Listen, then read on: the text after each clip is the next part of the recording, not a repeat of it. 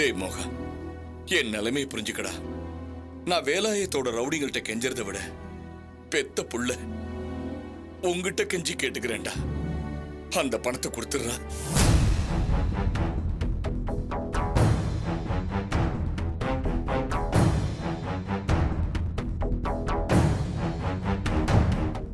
மோகா, இதுக்கு மேலேயும் நான் உன்னை கெஞ்சணும்னா உன் காலில் விடுறது கூட நான் தயாரா இருக்கேன்டா.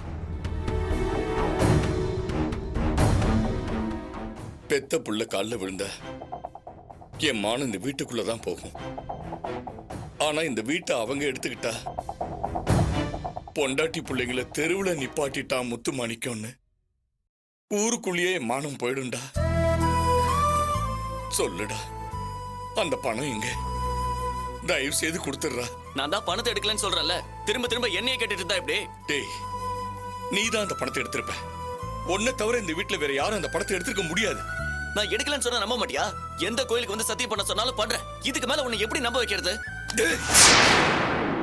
சத்தியம் பண்றியா?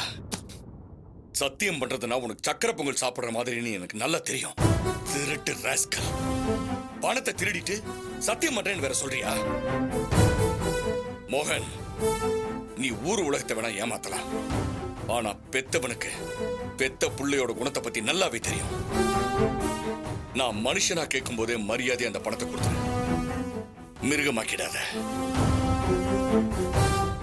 என்ன பேசுறீங்க நீங்க? என் புள்ளதான் பணத்தை எடுத்தாலும் உங்களுக்கு தெரியுமா? இந்த வீட்ல என் புள்ளையை தவிர வேற யாருமே இல்லையா? மத்தவங்களுக்கு அந்த திருட்டு புத்தி இல்ல. திருட்டு புத்தி இல்லாம இருக்கலாம், தேவை இருக்குல்ல. தேவைக்கு திருடுறவங்க எத்தனை பேர் இருக்காங்க?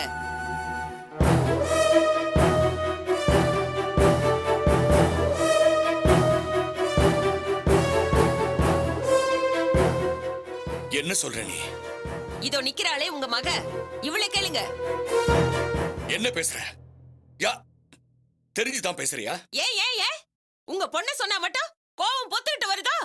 நீங்க சொன்னாலும் சொல்லனாலும் அந்த பணத்தை இவதான் எடுத்துருக்க. இதுக்கு மேல ஒரு வார்த்தை பேசினா என்ன பண்ணுவீங்க? உங்க பொண்ணு காலேஜுக்கு போய் 1000 கணக்குல பணத்தை கட்டி இருக்காளே, அவளுக்கு ஏதுங்க இவ்வளவு பணம்? எவனோ ஒருத்த வானத்துல இருந்து பொத்துன்னு குதிச்சானா, இவளை பார்த்து படிக்கிறியான்னு கேட்டானா, இவளும் ஆமான்னு சொன்னாலாம். அவன் கை காசு போட்டு காலேஜ்ல சேர்த்தானா. இதெல்லாம் என்ன நம்ப சொல்றீங்களா? கல்யாணத்தன்னைக்கு இவன் நேரா அங்கிருந்து வீட்டுக்கு தான் கிளம்பி வந்திருக்கா. இங்க வந்து பணத்தை எடுத்துக்கிட்டு அந்த பணத்தை கள்ள புருஷன்கிட்ட கொடுத்து அந்த பணத்துல தான் காலேஜ்ல சேர்ந்திருக்கா. இதுதான் நடந்திருக்கு. சித்தி,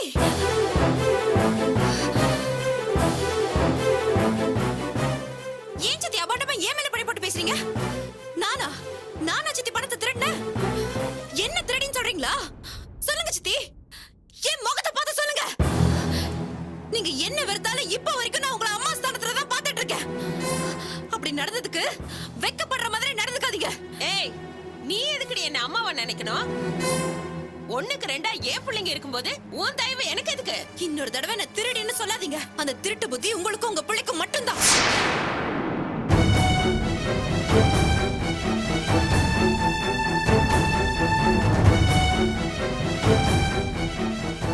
என்ன முறைக்கிறீங்க? கார்ப்பரேஷன்ல இருந்து வந்த லெட்டர் யாருக்கும் தெரியாம திருட்டுத்தனமா நீங்க கிழிச்சு போடல?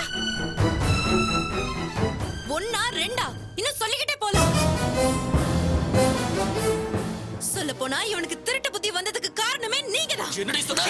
நிறுத்துடா.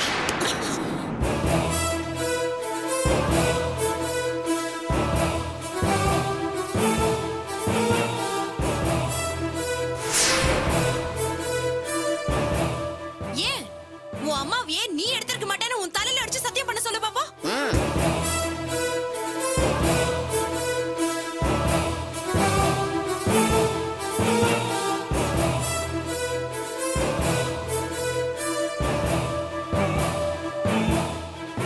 என்ன மகளை பேச விட்டு வேடிக்கை பாக்குறீங்களா? ஏன் புள்ளதான் கோயில் வரைக்கும் வந்து சத்தியம் பண்றேன்னு சொல்றான்ல, அதுக்கு மேல நிரூபிக்க வேண்டிய அவசியம் எங்களுக்கு இல்ல. இல்லம்மா, இனிமே இந்த வீட்டுல நமக்கு நியாயம் கிடைக்காது. எல்லா மதிப்பும் இவளுக்கு தான். இத பாருங்க, எத்தனை நாளைக்கு தான் இந்த கூத்து இந்த வீட்டுல நடக்குதுன்னு நானும் பாக்குறேன். இன்னைக்கு சொல்றேன், என்னைக்கா இருந்தாலும் நானும் என் புள்ளையும் தான் உங்களுக்கு துணையா இருப்போம். அத மறந்துட்டு ஆடுறீங்க. எல்லாத்துக்குமே காலம் பதில் சொல்லும். டேய் வாடா.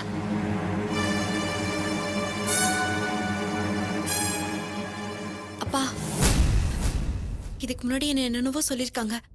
ஆனா என்ன திருடின்னு சொல்லும்போது தான் என்னால அதை தாங்க. அம்மா, அவ பேசுனதை கேட்டு என்னாலேயே அதை தாங்கிக்க முடியல. ம். அம்மா, துளசி கூட்டிட்டு வா.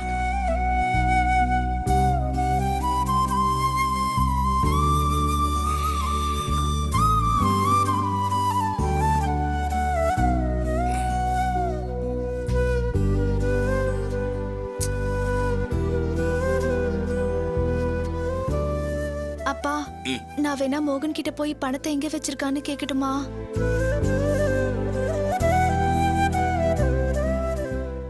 ரெண்டு புள்ளன்னு வார்த்தைக்கு வார்த்தை சொல்லிக்கிட்டு இருக்கா. ஆனா நீ இப்ப இந்த விஷயத்தை கேட்டீன்னா உன்னையும் என் பொண்ணு இல்லைன்னு தலைமுழிக்கிடுவாமா. வேண்டாமா, நீ எதுவும் கேட்க வேண்டாம், போ.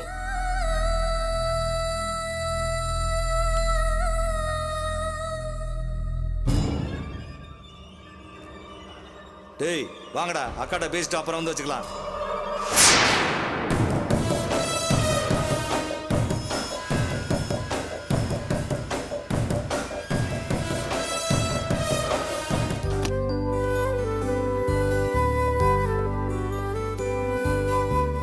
மேனேஜர் கிளம்பி போனோன்னு ஆஃபீஸில் போய் அடிச்சு வந்த மாதிரி இருக்குது. இவங்களை எப்படி வீட்டில் வச்சு மேனேஜ் பண்ணுறாங்கன்னு தெரியல சார். என்ன தமிழ், நீ யாருக்கும் பயப்பட மாட்டேன், அந்த அம்மாக்கு இப்படி பயப்படுற? பின்ன என்ன சார் பண்ண சொல்றீங்க? சட்டசபை மாதிரி கேள்வி மேலே கேள்வி கேட்டுனே இருக்கிறாங்க. எனக்கு அதிகமாக பேசுறவங்க கண்டா பிடிக்காது நீ சார். தான் ஆஃபீஸ்லேயே அதிகமாக பேசுவ. அதுக்கு தான் எனக்கு அடுத்தவங்க அதிகமாக பேசினா பிடிக்காதுன்னு சொன்னேன்.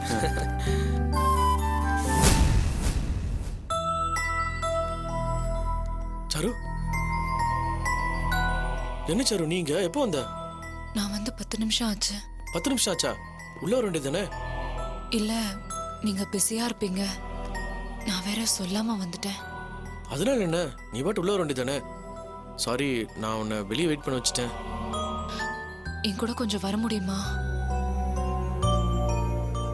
வாங்க.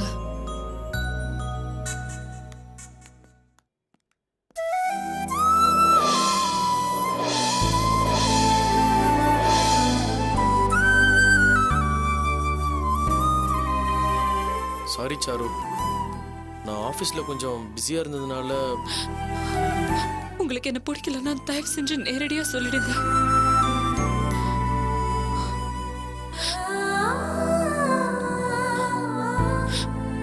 சாரு, எனக்கு புரியுதுங்க. எங்க அப்பா உங்களை பத்தி பேங்க்ல விசாரிச்சது, உங்ககிட்ட சில கேள்விகள் கேட்டது, இதெல்லாம் உங்களுக்கு எரிச்சலை கொடுத்திருக்கலாம். நேர்மையா இருக்கிறவங்களை பத்தி விசாரிச்சா இந்த மாதிரி கோவம் வருது, இயற்கைதான். ஆனா அதுக்கு நான் என்ன பண்ணணும்னு எனக்கு தெரியல. அது என்ன மீறி நடந்த ஒரு விஷயம். எனக்கு இது ஆரம்பத்திலேயே தெரிஞ்சிருந்தா கூட நான் அவரை தடுத்திருப்பேன்.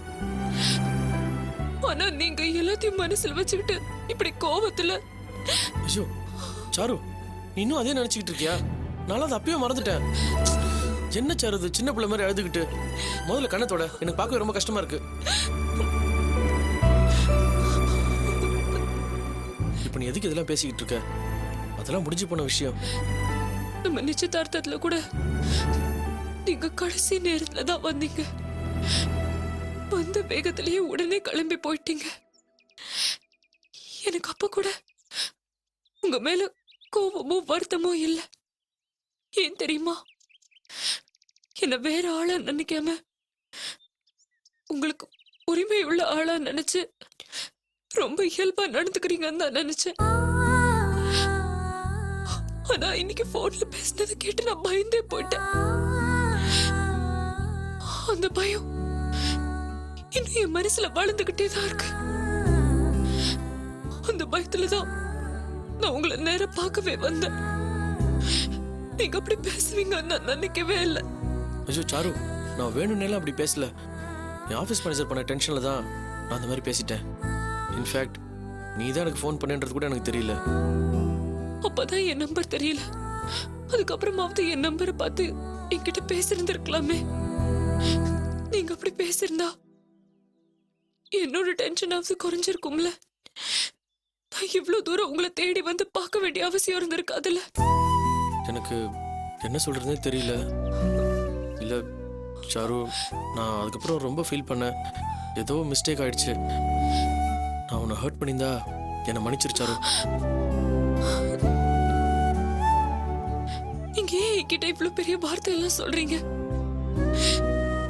நீங்க என்கிட்ட கோவமா பேசினதுக்கு மன்னிப்பு கேட்க நான் உங்களை இங்க கூட்டிட்டு வந்தேன். என் மனசுல இருக்கிறதெல்லாம் உங்ககிட்ட சொல்லணும்னு தான் கூட்டிட்டு வந்தேன்.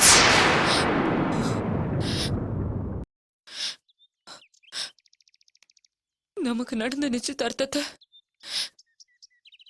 நம்ம 2 குடும்பத்துக்குள்ள நடந்த சடங்கா சம்பிரதாயமா நீங்க பார்க்கலாம். ஆனா நான் அப்படி பார்க்கல. நான் உங்களை ஹஸ்பண்டா நினைக்கிறேன். என் மனசு, அந்த மனசுல வந்து போற சுகம் துக்கம் இதெல்லாம் புரிஞ்சுக்கிற ஒருத்தர் இந்த பூமியில இருக்காருன்னா அது நீங்களா தான் இருக்கணும்னு நான் ஆசைப்படுறேன். புருஷன் பொண்டாட்டி உறவுங்கிறது இந்த ஒரு ஜென்மத்துக்கு இல்ல, பல ஜென்மங்களுக்கு தொடர்ற பந்தம்னு நான் நினைக்கிறேன். நான் பேசுற ஒவ்வொரு வார்த்தையிலையும், நான் பண்ற ஒவ்வொரு செயல்லையும் நீங்க தான் தெரியணும்னு நான் ஆசைப்படுறேன். உங்களை பார்க்கறதுக்கு முன்னாடி இந்த உலகம் எனக்கு ரொம்ப பெருசா தெரிஞ்சது. எப்போ உங்களை நினைக்க ஆரம்பிச்சேனோ அப்போல இருந்து இந்த உலகமே எனக்கு சின்னதா போயிடுச்சு. நான் எதை பார்த்தாலும் எதை நினைச்சாலும் உங்க உருவம் தான் எனக்கு தெரியுது. அதுல இருந்து வெளியே வர என்னால முடியல. வெளியே வரவும் நான் விரும்பல.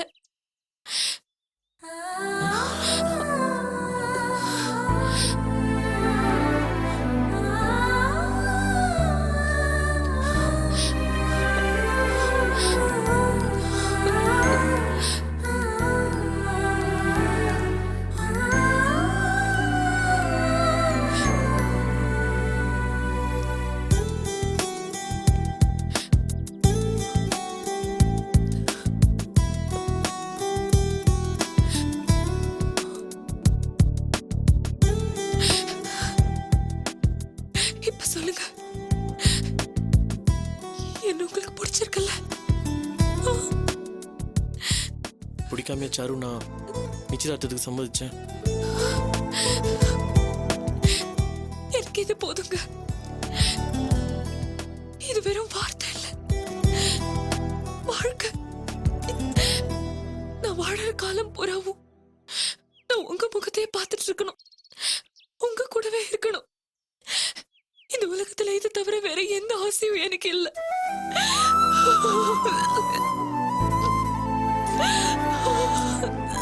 சாரு, சாரு, இப்ப எதுக்காக அழுதுட்டு இருக்க? அதான் பக்கத்துல இருக்கேன்ல. எப்பவும் இருக்கணும்.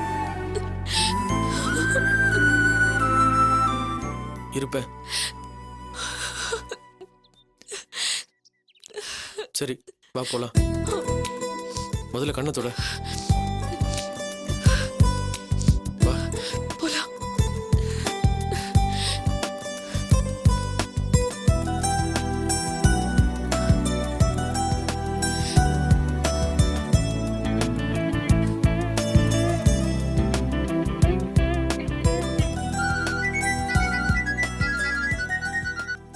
சொல்ற கணக்கு. தமிழ் எங்கடா இருக்க? உடனே நாம எப்பவும் மீட் பண்ற இடத்துக்கு கிளம்பி வா. எதுக்குடா? சொல்றத மட்டும் கேளு, உடனே கிளம்பி வா. அப்படியா? சரி வர. சாரு போலாம்.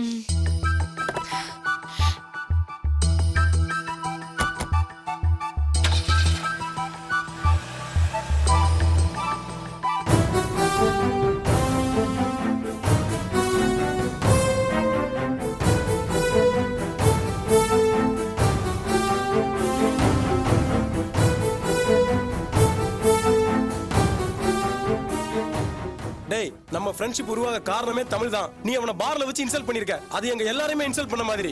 டேய், என் மனசுல இருக்க ஆதங்கத்தை கொட்டிருக்க. அது அவனுக்கு இன்சல்ட்டிங்கா இருக்குதா? டேய், நீ 1000 தான் காரணம் சொன்னால் நீ செஞ்சது தப்பு தான்டா.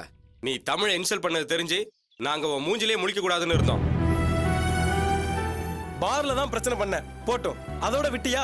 மறுபடியும் துளசி வீட்டுல போய் பிரச்சனை பண்ணி அசிங்கப்பட்டு வந்து நிக்கிற. உனக்கு ஏன்டா இதெல்லாம்?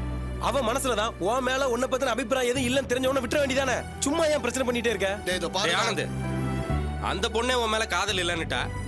அதுக்கப்புறமும் தமிழ் மேல பழி போடுறதுல அர்த்தமே இல்லடா. அது மட்டும் இல்ல, அந்த பொண்ணோட வீட்டுக்கு போய் அவகிட்ட பேசினப்போ அவளுக்கு நீ நினைக்கிற மாதிரி உன் மேல காதல் இருந்திருந்தா உன்னையே சண்டை போட்டு விரட்டி இருக்க போறா. இதுல இருந்து நீ புரிஞ்சுக்க வேணா. இப்போ சொல்றேன்டா, துளசி என்ன லவ் பண்றாடா. தோ இவன் கடகடன் முந்திக்கிட்டு போய் படிக்கிறதுக்கு பணம் கொடுத்தால பாவம். அதை அவன் மனசுல வச்சுக்கிட்டு அவன் லவ் என்கிட்ட சொல்ல தாங்கிறான். இவனும் அந்த பொண்ணு என்ன கிடைக்கூடாதுன்னு காண்டதாண்டா அவளுக்கு போய் பணத்தை கட்டினா தெரியுமா?